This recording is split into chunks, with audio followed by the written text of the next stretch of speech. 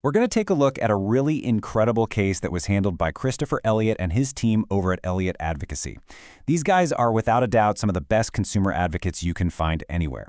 This story is all about a dream vacation that just completely fell apart and the fight to get back nearly $20,000. So, what do you do when that perfect trip you booked turns into a total nightmare? I mean, a literal toxic nightmare. Well, that is exactly what happened to the Bonde family. Their quiet little getaway turned into a huge battle they never saw coming. All right, let's set the scene. The Bonde family arrives at this pricey rental in Park Rapids, Minnesota. They're ready to relax, unwind, but the second they walk in the door, that feeling is just gone. Instead of that fresh, clean vacation smell, they get hit with this powerful, musty odor that would not quit. And $19,500 is what this rental cost. So what started as just an annoying smell quickly got way more serious. Family members started having trouble breathing. They knew something was wrong, and they had to figure out what it was, fast. It actually didn't take them long to find the source. They went into the master bathroom, opened up the cabinets under the sink, and there it was. Visible mold, mildew, and warped, wet wood. It was pretty disturbing, and it confirmed their worst fears. The house was actually making them sick. Now, what the Bonde family did next is just amazing.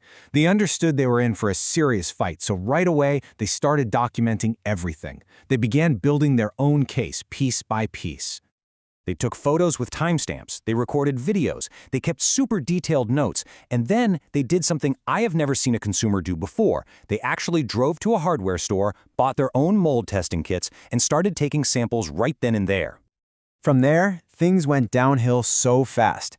Day 1, they find the mold, report it to Vrbo, and get out of there. Day 2, the property owner sends someone over to just wipe it down with bleach and paint over it. Not a professional, just a cleaner. And then, Day 3, the family goes back to check things out and they're locked out. The owner had changed the entry code on them. And remember those mold kits the Bondes bought? Well, the results came back. Every single one of them was positive for mold. So now they have hard, scientific proof. But when they showed this to Vrbo and asked for their money back, the company said no. The only thing they offered was to pay for a new hotel, leaving the family on the hook for that nearly $20,000 rental fee. So the family had this incredibly strong, direct proof, and they were about to slam right into the frustrating reality of corporate customer service. And let me tell you, it was a brick wall. And here's where the real trouble starts. A lot of these big companies use automated systems to deal with complaints, and these bots, they just don't care. They're not programmed to understand your specific situation. A lot of the time, they're just looking for a keyword to deny your claim. Your evidence might not ever get seen by a real person. It was just a complete disconnect.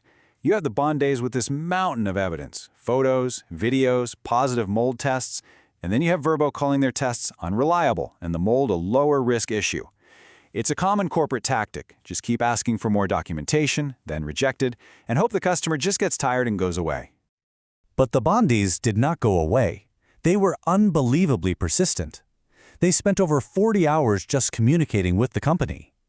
By the time they finally hit their breaking point, they had seven separate open cases with Vrbo. And it really looked like all that work was for nothing. They had done everything you're supposed to do. They built a completely airtight case.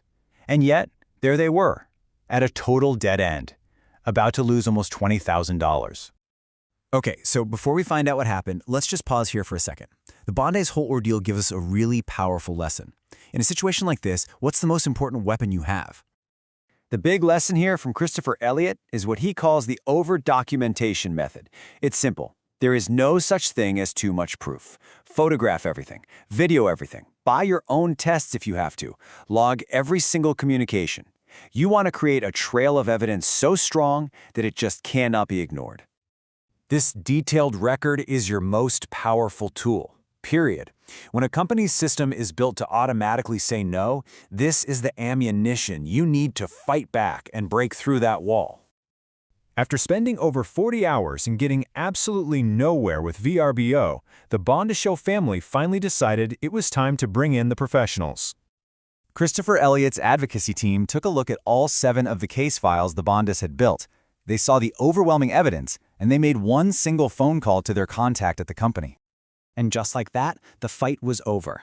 A little while after Elliott's team got involved, the Bonde started getting emails. No apology, no explanation of what happened, just instructions on how to get their money back for the nights they didn't use.